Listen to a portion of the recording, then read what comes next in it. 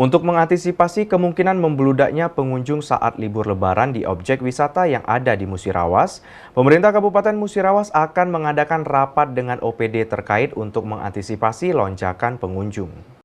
Sekretaris Dinas Kebudayaan dan Pariwisata Kabupaten Musirawas Rehal Iqmal menyampaikan, untuk mengantisipasi kemungkinan jumlah pengunjung objek wisata membludak saat libur Hari Raya Idul Fitri 1444 Hijriah. Pemkab Musirawas mengadakan rapat bersama organisasi perangkat daerah dan instansi terkait, di antaranya yakni Dinas Perhubungan, Pol PP dan Damkar, camat serta kades setempat.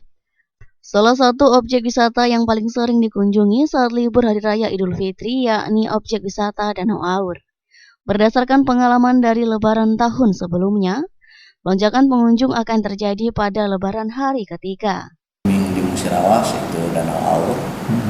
Rencana kita hari besok kita akan melaksanakan rapat internal di Dinas Kebudayaan dan Pariwisata Musirawas.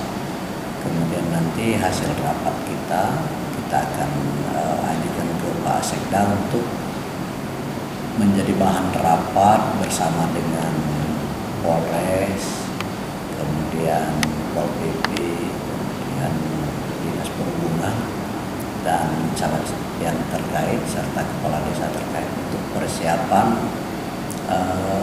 Danau Aur menyambut wisatawan baik lokal maupun dari luar daerah. Tim Liputan Silam Pari TV.